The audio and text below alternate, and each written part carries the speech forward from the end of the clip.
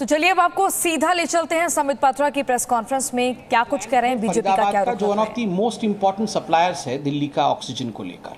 तो Linde plant का LMO जो सप्लाई करती है उसको कुल मिलाकर के संडे को 120 मेट्रिक टन दिल्ली को सप्लाई करना था, 120 मेट्रिक टन, मगर दिल्ली ने 120 मेट्रिक टन लिया और 74 मेट्रिक टन वापस कर दिया। आप यहाँ देख सकते हैं 74 मेट्रिक टन किस प्रकार दिल्ली ने वापस किया लिंडे को। 120 लिया और उसमें से 74 वापस किया। मैं पढ़ देता हूँ रिमार्क।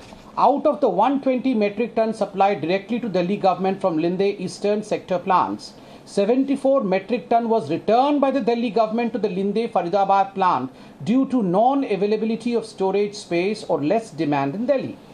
तो स्टोरेज स्पेस नहीं होने के कारण कहीं भी दिल्ली की सरकार इसे स्टोर नहीं कर सकती थी। तो आप सोचिए 120 मेट्रिक टन दिया गया, और ये 2-3 दिन की बात नहीं कर रहा।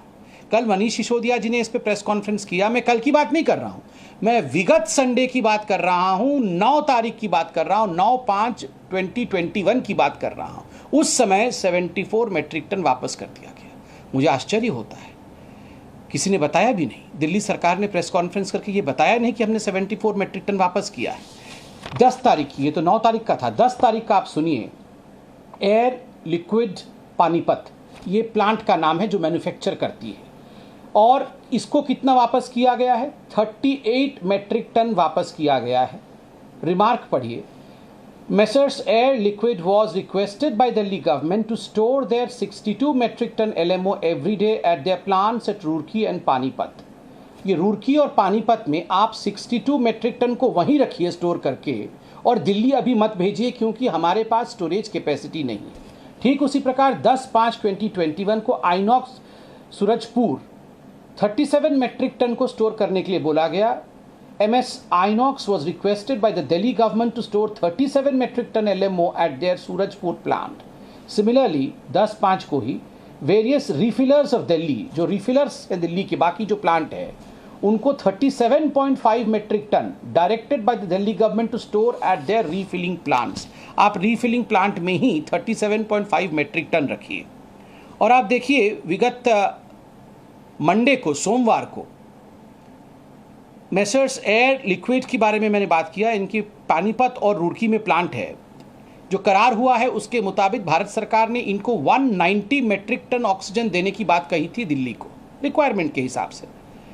150 मेट्रिक टन ही दिल्ली की सरकार ने लिया, और बाकी 40 मेट्रिक टन उन्होंने कहा कि हम ले नहीं सकते हैं, हमारे पास स्टोरेज कैपेसिटी नहीं है। बंधुगण, मैं आज अरविंद केजरीवाल जी से ये पूछना चाहता हूँ। अरविंद केजरीवाल जी, आपका काम करने का तरीका बड़ा अनूठा है। अब ये हिंदुस्तान जान चुका है। The way you work is something which has been expose today.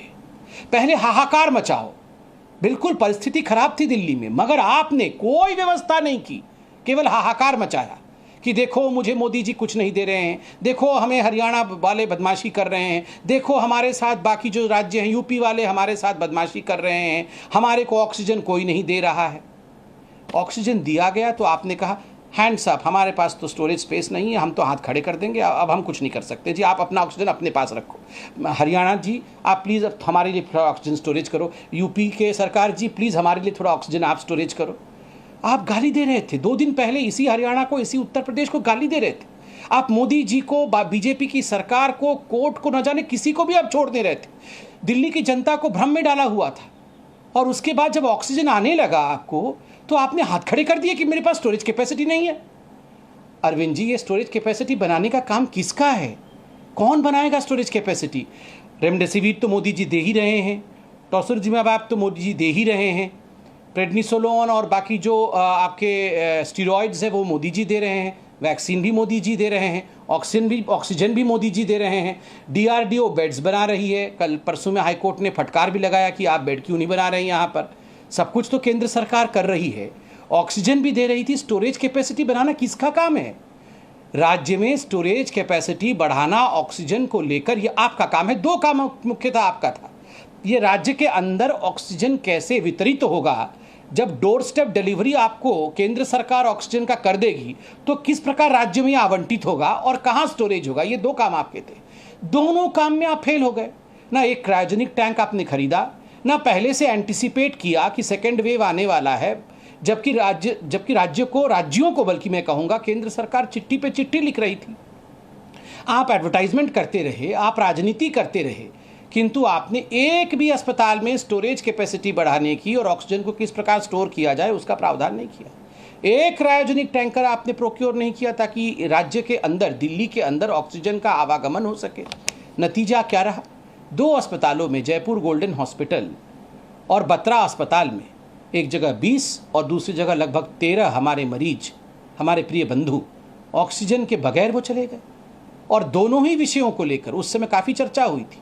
Court में दोनों हॉस्पिटल के लॉयर्स और खास करके जयपुर गोल्डन हॉस्पिटल के जो वकील थे सचिन जी, उन्होंने स्पष्ट रूप से कहा हम तो दिल्ली के नोडल ऑफिसर को बार बार फ़ोन करते रहे, दिल्ली के अफसरों को फ़ोन करते रहे, किसी ने हमें सुना तक नहीं। And it is because of the failure of the supply chain by Delhi government that our hospital Jaipur Golden has suffered. मैं बिल्कुल हूबहू वही कह रहा हूँ जो उनके वकील ने, जयपुर गोल्डन के वकील ने हाईकोर्ट में कहा था। और ठीक उसी प्रकार बत्रा अस्पताल के जो चेयरमैन हैं, जो डायरेक्टर हैं, उन डॉक्टर साहब का हमने बयान टीवी में सुना था। उन्होंने कहा कि हम भी कॉल करते रहे दिल्ली सरकार को और दिल्ली सरकार ने हाथ खड़े कर दिए। ऑक्सीजन आ रहा था, आपके पास स्टोरेज कैपेसिटी नहीं है। जहां मृत्यु हुई है वहां के डायरेक्टर, वहां के चेयरमैन, वहां के अस्पताल के स्टाफ आपकी तरफ उंगली उठा रहे हैं। This is criminal liability, mister Arvind Kejriwal. Presenting B News app, available on Google Play and App Store. Download it now.